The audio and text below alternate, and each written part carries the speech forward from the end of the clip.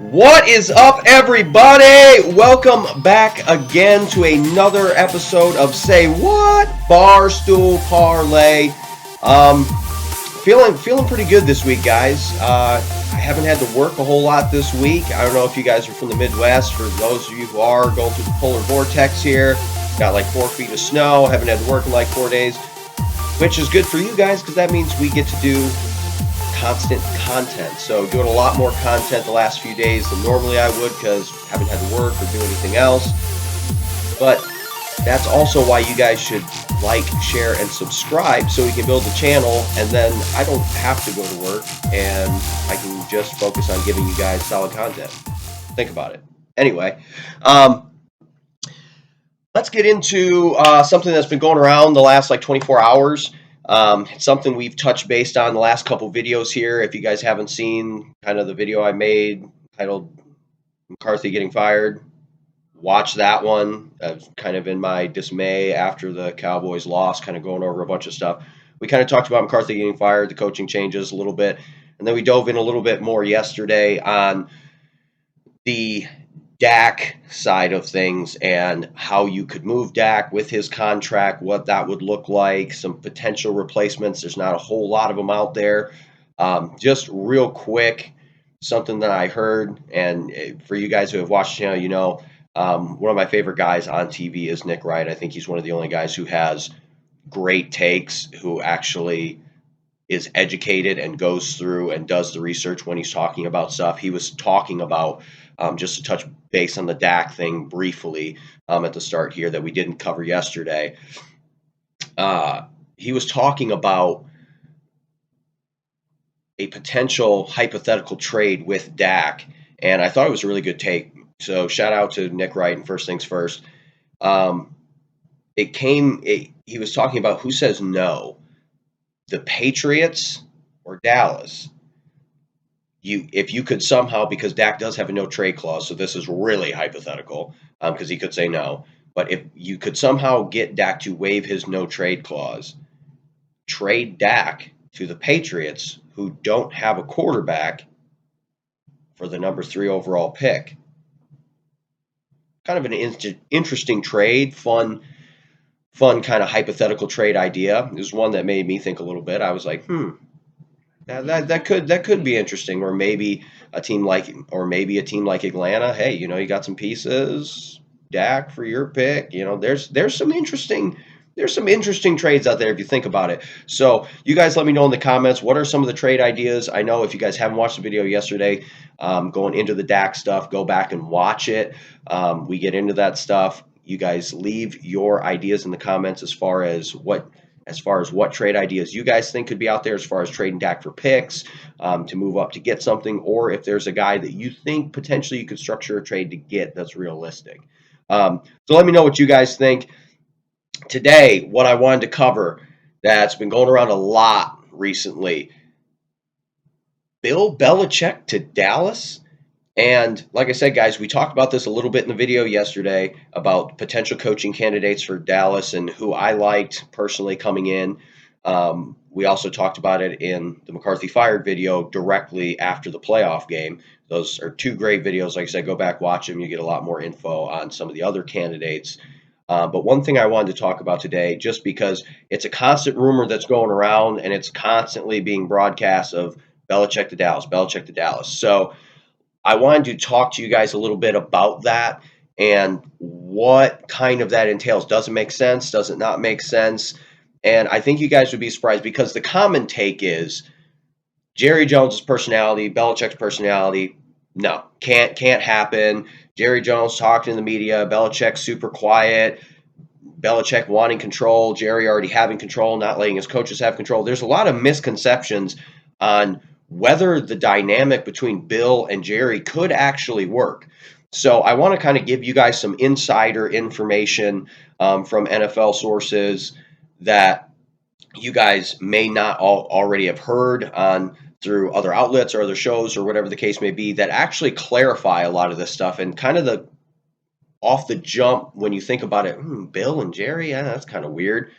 A lot of that is actually wrong when you dig beyond the surface. So let's get into this. Belichick to Dallas. Um, First point is, let's talk about Belichick as a fit in Dallas. Um, like you guys have already known if you watch my videos, I'm not a huge Belichick fan. I am absolutely not. Like I've always said, it was more Brady than Belichick. Not a huge Belichick fan. We did a whole video on Belichick without Brady, his stats, his statistics, how his win loss record. He's a sub 500 coach without Brady. I mean that just is what it is. Um, the other interesting stat is: do you want a defensive guy coming in as your head coach? Because 11 of the playoff teams this year have offensive head coaches. 11 out of 14 playoff teams have offensive head coaches. So, do you actually set yourself back in today's NFL by having a defensive coach? Um, and let me give you guys my take. So, Belichick coming to Dallas, one thing that Dallas needs, and it's very, very clear, and Richard Sherman wanted to argue about this today on Undisputed and sounded like an absolute idiot. Richard Sherman's probably one of the worst commentators on TV just because he has the simple, I don't care, stop talking, I don't want to listen to what you have to say, this conversation's over. He like literally argues about stuff that is completely asinine and then won't even remotely listen to what anybody's having to say. Like he just uses the entire show as a way to like take digs at Skip Bayless, and I think Skip's a retard on most things, and I'm not a huge Skip fan.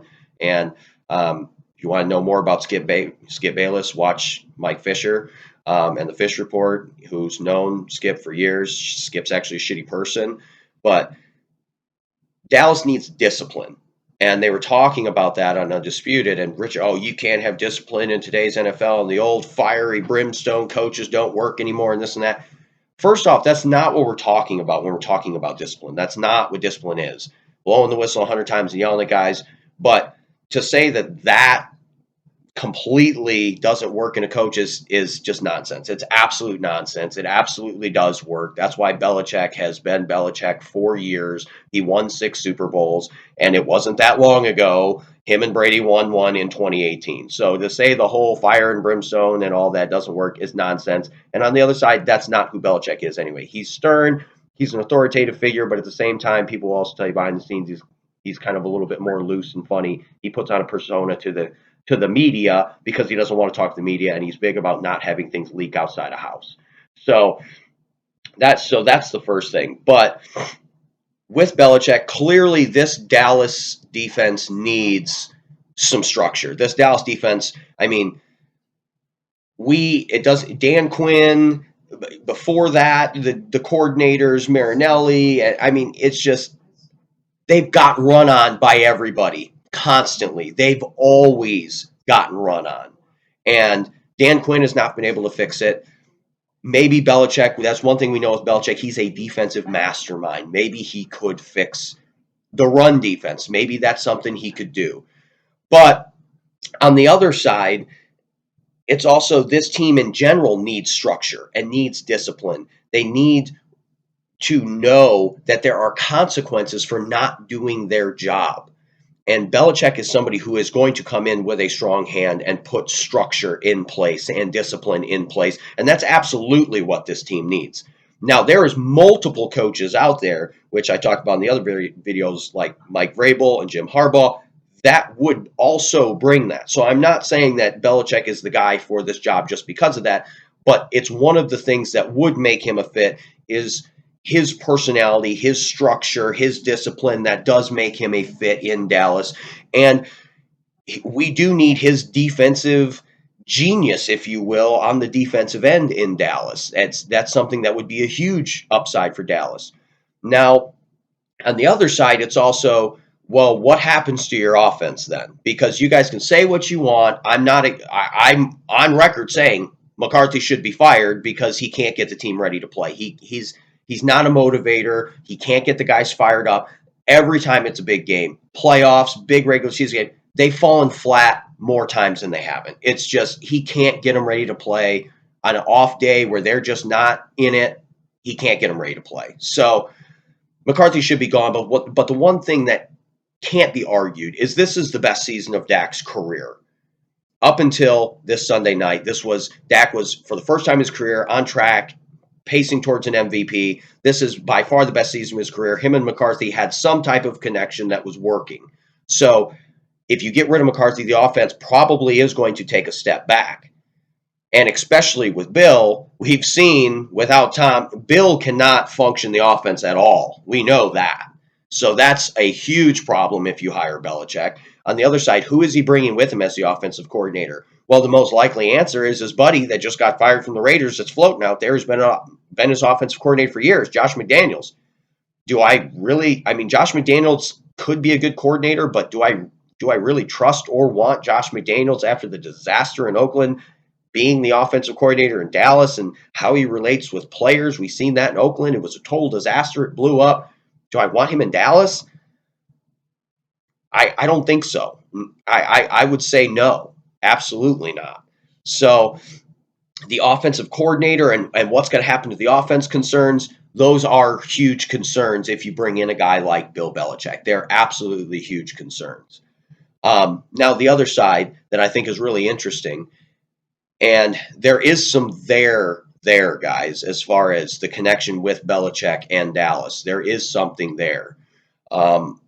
Because what a lot of people don't know is everybody's saying that Bill and Jerry and Steven, they all couldn't get along, especially with Jerry having all this control, which is actually a fabrication. Jerry doesn't have a lot of control inside the organization. Like, yes, he does have final say, but he also has delegated those decisions primarily for a majority of the last 10 or 12 years to Stephen and Will McClay. Jerry has not meddled, as people like to accuse him of doing. And when Jerry does meddle, I mean, they're arguably the best drafting team in the NFL. So when he meddles, it turns out pretty good. And Jerry meddling, when was the last time Jerry meddled and went and did some big thing? Terrell Owens? What was the last big? I know as a Cowboys fan, I'm always frustrated. They don't ever sign anybody. So when was the last time they meddled and went and got some big names and that the coach didn't want and all this? It doesn't happen. So this whole thing of the coach not having control and Bill would have to give up total control to Jerry, that's nonsense, because Jason Garrett had a lot of say in personnel. Mike McCarthy had a lot of say in personnel.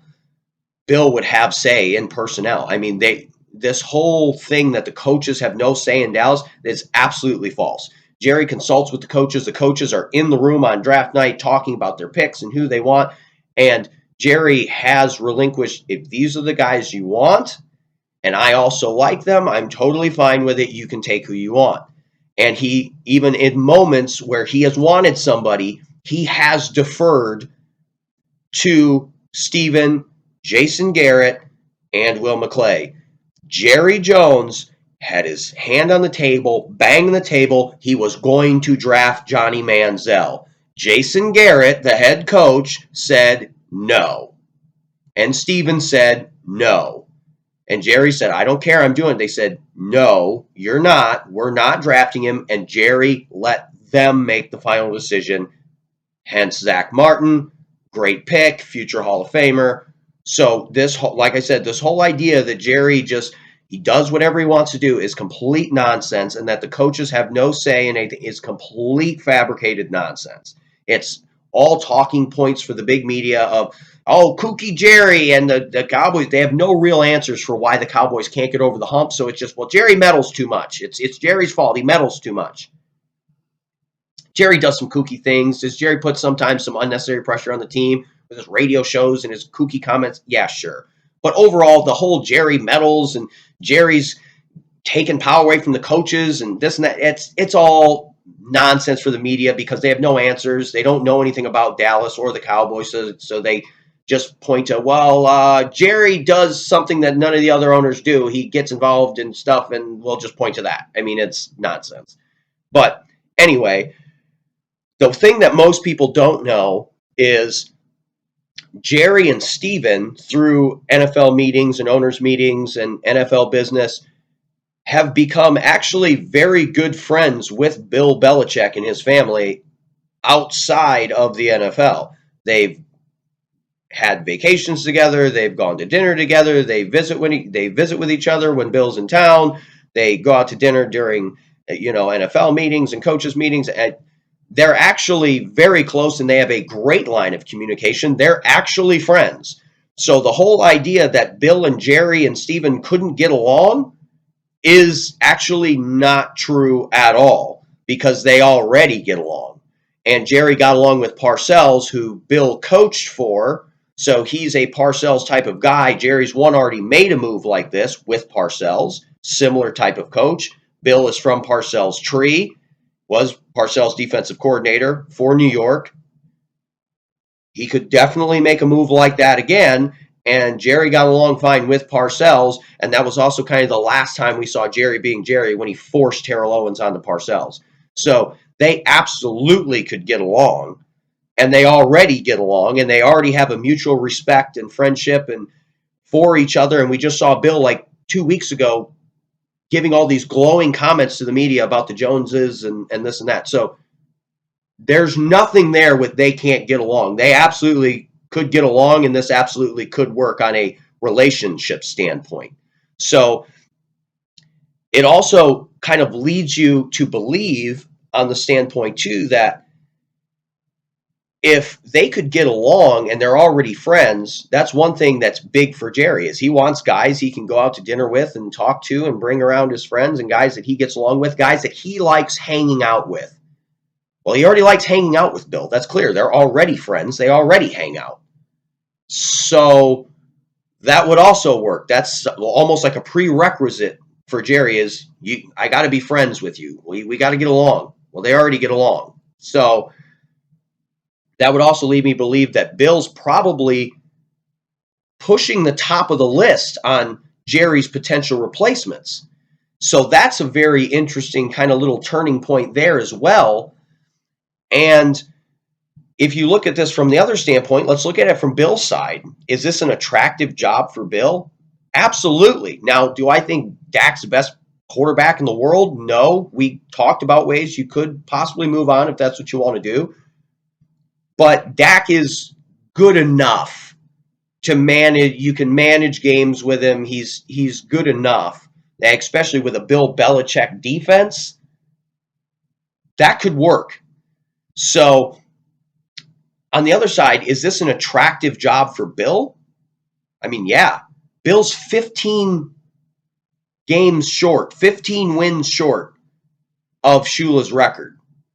And so would Dallas be attractive? Why wouldn't it be when he's that close to Shula's record? That's the one thing we know about Dallas, is Dallas needs a coach that can get them over the hump. That's why the whole thing with McCarthy, 10 wins versus 12 wins and this and that, and can you win 10, 12 games, consecutive seasons, this and that? It doesn't matter, because Dallas is loaded with talent. That's why the Jerry meddling stuff is asinine, because Jerry and Steven do a fantastic job of putting a loaded roster on the field every single year. This team had 9 all-pro players on it, and I think it was 11 or 12 Pro Bowlers. I mean, they are loaded every year. They just need a coach who can get them over the hump and instill some discipline in the playoffs to stop having these epic collapses in the playoffs. So, yeah, this Cowboys roster, yeah, anybody coaching this team can roll out of bed and win 10 games. So for Bill, an experienced coach who knows what he's doing, yeah, it's an attractive job, because he knows he can just roll out of bed, half-ass it with his experience, and he can still win 10, 12 games every year. And if he doesn't have great playoff success with Bill, it ain't going to be. Jason McCourty said it on the broadcast after the game, and he's absolutely right.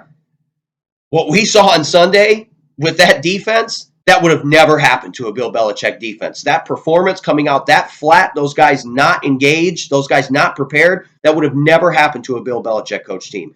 Absolutely not. So he also knows I can roll out of bed, win 10 games at least, and then go in the playoffs. And if we do lose, it's not going to be Sunday. It's not going to be what we saw Sunday. It's going to be, oh, okay, well, Dak threw a bad pick late. The ball bounced the wrong way. And it's some close loss that there's no skin off his face, whatever. And in a minimum of 2 years, he's already beat Shula. If he only wins 10 games a year, in 2 years, he's already beat Shula's record by 5 wins. So, I mean, obviously it's attractive to Bill. And on the other side, Bill is desperate to win a Super Bowl and prove that he can win a Super Bowl without Tom Brady. He is desperate to do it. So, yeah, with a roster like Dallas that maybe is missing a few pieces, like a stud running back,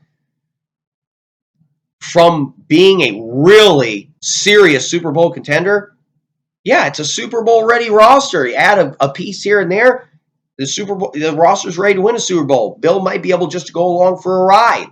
So absolutely it's attractive to Bill. There's a lot of stuff behind the scenes here that absolutely could work. Jerry has hired coaches like this before with Parcells, so the idea that he doesn't hire coaches like this is nonsense. When Jerry gets desperate enough, he absolutely does do this because he did it with Parcells.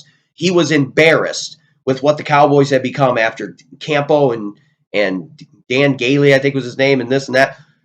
He was embarrassed. It was like 3, 5, and 12 seasons. He was embarrassed at what the Cowboys and the franchise had become, and he wanted to build what is now AT&T Stadium. And he's like, I need to get trust back from the fans. I need to get some juice of this team's going to really be good. So he went and hired Parcells. When he got desperate, he went and hired Parcells. He wanted to get some credibility back and show, okay, we are still the Cowboys. We are still good. So he's done this before. So and with the whole Parcells connection with Bill and then his relationship with Bill off the field and him and Bill actually being friends already, that adds a whole nother layer to it. And people can say what they want, but at the end of the day, everybody wants to be a Cowboy. And I know the other fan bases say, oh, it's all overblown, this and that. You talk to ex-players and everybody tells you. At the end of the day, everybody wants to play for the Cowboys. Everybody wants to coach the Cowboys. And for Bill, I mean, for any coach, this is the mecca of coaching. It is the cathedral of the NFL. This is the top coaching job in not just in football, in sports, in the world. Dallas is the most valuable franchise in the world out of any sport and team in the world. So, yeah, does Bill not want to sit there and say, yeah, I'm the reins. I have the reins. I'm the head coach of the most valuable franchise in the world. And then what if they actually won? Or even if they went 12-5 like they did this year? Imagine what that would do for Bill's reputation. Imagine what that would do. I mean, the media coverage, Bill Belichick in Dallas, Jerry Jones. I mean, it's a whole reality TV show waiting to happen. I mean, it's crazy. So obviously it's attractive to Bill. It's clearly attractive to Dallas. And it's an interesting thing that, like I said, has come up a lot of these conversations talking. And now that this conversation is happening with the stinker Dallas put on the field on Sunday, it's a very interesting dynamic, and it's something that a lot of people are, oh, no, it can't happen, this and that. Well, yeah, it can, because once, like I said, once you dig beneath the surface, there's a lot there of Jerry liking Bill, Bill liking Jerry. It sets up for Bill to beat the record because the team's already stacked to win, and this and that. Now, on the other side, do I think it's a good idea? Like I said, do I think this is something that has a high probability of happening? And would I say Bill's probably, in Jerry's mind, the leading candidate or the guy that Jerry wants moving forward? I would say he is. But do I think he's the best candidate for this job? No, absolutely not. And I talked about this in the other videos, and I'll restate it here again. And I think the best guys for this job, and I'm going to add a new one here after last night's game because now his future's in question. And let me get to the first two guys that I've already talked about first. I believe Mike Vrabel is a better option. One, Vrabel brings the toughness, the physicality, the discipline, everything you get with Belichick, but he's not 72 years old, guys. The problem that I have with bringing in Bill Belichick is you're basically selling out for a 3 to 5 year window. And then even if you win a couple Super Bowls, that's great, awesome. I mean, I would say if you can get me 2 Super Bowls, Bill, okay, I'm in. But then I also know that I'm going to be back on this carousel 3 to 5 years from now looking for another head coach. I mean, shit, guys, it took us, which we still haven't done. It's 30 years and counting since we replaced Jimmy Johnson.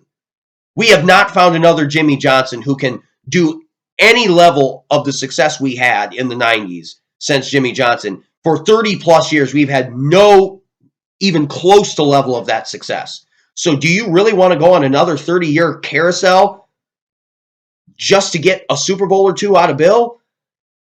I don't know if I want to sell the next 30 years of this franchise again just to see him win one Super Bowl in the next 3 to 5. I'm not a big buyer into that. I would rather take a guy like Vrabel, who brings a lot of the same stuff that Bill brings to the table, who's an excellent head coach, and brings a lot of the defensive stuff that Bill would bring because he played defense for Bill. He knows Bill's scheme, so he's going to bring a similar Patriot defensive scheme to Dallas. I think he could also fix the defense, and it's a way longer window. Now, all of a sudden, if he's the right coach, now you can go, could we win 2, 3, 4 Super Bowls in a 10-year span versus 1 or 2, and then 30 years of searching? I mean, you could have a coach for 10, 15 years versus 3 to 5. So I like Vrabel a lot. I really started thinking about this, and I think that the best guy for this job, and it changed for me. It changed for me literally overnight because I didn't think he was available. Now the rumors are he might be available. He's not officially available yet, so I'm going to premise this on if he does become available. But before that, I said Jim Harbaugh was actually my pick because my biggest concern with Bill, like I said earlier in this video, is what happens to the offense. Like, yeah, okay, maybe Bill fixes the defense, but then what happens to the offense and Dak? I mean, this isn't Bill Belichick and Tom Brady. This is Bill Belichick and a very limited Dak Prescott. So do I think Josh McDaniels can make magic with Dak Prescott? I don't know about that. I don't even know about Mike McDaniels or Josh McDaniels in general. I don't know. So that's a problem for me as well. But with Harbaugh brings the physicality, the discipline, all of the things that you need in a head coach in Dallas to clean up all the nonsense that's been going on. Micah Parsons has a podcast, and all these guys are more worried about their brands than winning, and it's a country club, and none of them are ever held accountable to anything that they're doing. Jim Harbaugh stops all that nonsense. Jim Harbaugh is a tough-nosed, physical football coach. He brings the physicality that Dallas needs. I mean, that's literally what we saw. And that's why we see them get pounded in the run game because they're not physical. They're not a physical football team. So Jim absolutely brings a physicality standpoint. Did you guys watch that Michigan national championship team? For years, that's all Jim Harbaugh did was he said, I'm going to figure out Ohio State's all flash and dash and all their 5 stars and fast receivers and Heisman Trophy winners, blah, blah, blah. He said, I don't care. I don't need none of that. I'm going to build a mean, nasty football team that is going to punch them in the face for 60 minutes and see if they're going to quit or not. And for 2 years, Michigan and Harbaugh have made them quit just by physically battering Ohio State. And they won the national championship by physically battering Washington, just dominating them on both lines of scrimmage, moving them around like little kids. That's what Jim Harbaugh brings, and that's what Dallas needs, is a physical presence. It's been missing since Jimmy Johnson, Emmitt Smith, and those 90s teams. That's the difference, is Dallas has never had a physical presence since then. Jim Harbaugh absolutely brings that. Jim Harbaugh is also an offensive guy, former quarterback. So he would help and ease my mind as far as what happens with the offense in Dak Prescott. I believe Jim, as a former quarterback and what he's done with quarterbacks in the past, would be able to probably get the most out of Dak Prescott, and your offense isn't going to completely fall apart and start trending in the wrong direction with an offensive head coach like Jim Harbaugh. I mean, and if you want to take case in point, Colin Kaepernick, not a good quarterback. Sorry to break the news, guys, but guess what? He looked pretty damn good when Jim Harbaugh was the coach, right? if he can do that for a Dak Prescott, I'm good with it. I'm absolutely good with it. We saw Kaepernick when Harbaugh was gone. Total train wreck. Disaster. So absolutely. I think Harbaugh would be an excellent candidate. I think he would be an excellent fit in Dallas. Plus, he's kind of got that Dallas personality. I mean, Harbaugh is a celebrity and people love him, and he's got that personality that just he draws attention, which I mean in Dallas is you're going to have enough attention on you, but he's got the personality that he just deals with the attention and moves on, and he's used to it, and he's going to bring even more attention, which is one thing that we know Jerry loves is attention. So I think that's another absolutely great fit. And I thought Harbaugh was probably the best fit yesterday. But then today, things changed. Things absolutely changed today.